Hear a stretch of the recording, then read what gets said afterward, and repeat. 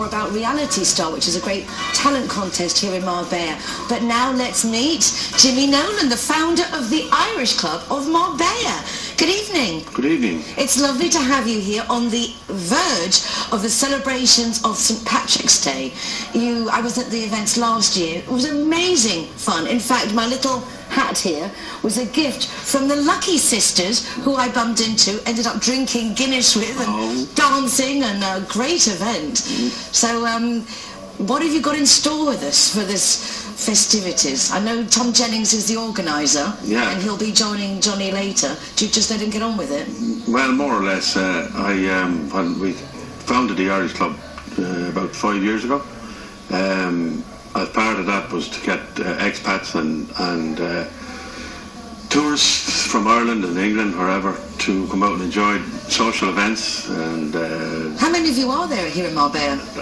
There's about 180 on the database, and we get about 65 to 80 depending on the event. And we have an event about every 6 weeks, so it could be a dinner, it could be a lunch, could be a Is it always typically Irish themed, or do you actually go to do tapas and paellas? We spread it around, and we've had some social evenings, we had debates, we had joke evenings, so we're always looking for something different to do, and we're always open to ideas. A lot of the associations that have been on the programme, one of the requisites to be part of that association, just to speak the language. Do you allow people to join the Irish Club if we don't speak Irish? Yeah, well, the only prerequisite for joining the Irish Club is that you've got to have flown over Dublin at some time. To have flown over Dublin at some time? Yeah. That sounds like a really great law to me. So you came up with the idea to open up the Irish Club. How long had you been in Marbella at that time? Well, on and off about 8 years. So you're relatively new to the Marbella scene. What brought you here in the first place? Some slight health problems. I needed dry air, so. You need, and it's a beautiful place to relax and get your strength together here in Marbella. Well, that's my excuse, you know. Yes. Did you come straight from Ireland, or have you been a world traveller? Yeah, well, my business has brought me around a fair bit, but I've been based in Ireland for the best part of 40 years. Which part? Dublin. In Dublin. Have you ever kissed the Blarney Stone? Once. Once? It was enough. It stuck with me. Yeah, because it's meant to give you, as I understand it, the gift of eloquence and persuasiveness. Well, so it sounds like, I think that all the Irish have kissed that Blarney Stone, especially Tom Jennings. I think some of them might have given it a peck because they didn't wait for the eloquence, they just went for the gift of the gab. The gift of the gab, yes, I thought I would put it a little bit more poetically. They say that the luck of the Irish. Where does that come from? I have to say that, as I said, met these lucky girls at the celebrations last year in Marbella, and I was lucky enough to be given this hat, which I was lucky enough to find again this morning to actually wear to celebrate the occasion. But where does it come from that the Irish are so lucky? There's a lot of theories about where it came from, but I think really when in the 18th century, when the Irish got out of Ireland, when they were being oppressed by foreign powers at the time, and they got abroad and they said, well, aren't we lucky to be out of there? And because there are so many Irish around the world.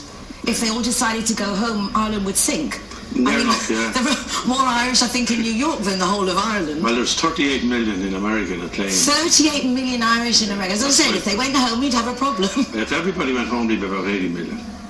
Well, that's really and you're all very traditional in the sense of that, as I say, I'm generalising, I really don't know. But it would seem that you're all very proud and maintain this Irish, the traditions and the customs, and without a doubt that beautiful accent.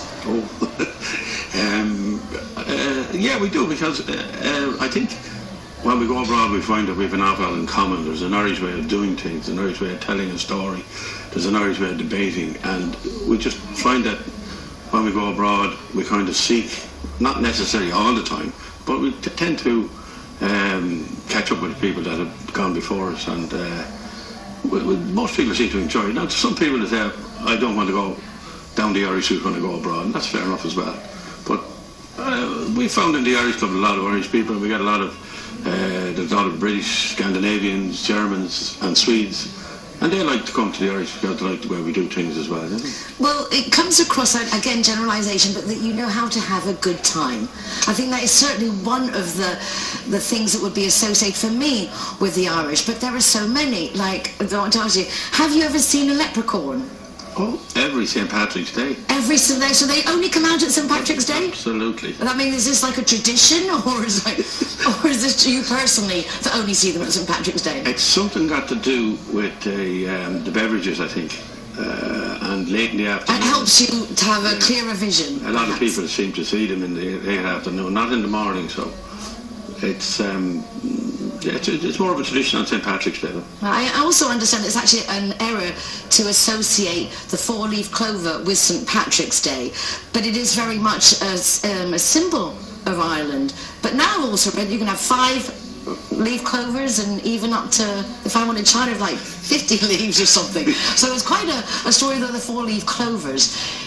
No, the symbol is actually the 3-leaf shamrock. The 3-leaf shamrock, which is like how the English rose, you've got the Irish shamrock. Yeah, the shamrock. It's the one on the back of the Aer Lingus. It's commonly called in airline parlance the 3R. And what's the difference between a shamrock and a 4-leaf clover, or a 3-leaf clover? Well, one is you only get 4 leaves on the clover. You get 3 on the shamrock. Okay, right. Okay, it sounds way too So confusing. I think you have to be Irish to understand that one. But that's why the Aer Lingus is called the 3R airline. So if you see the.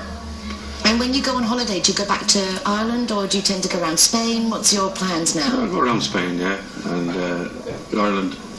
I like to go back as often as I can, and do a good bit of travelling. You do a good bit of travelling.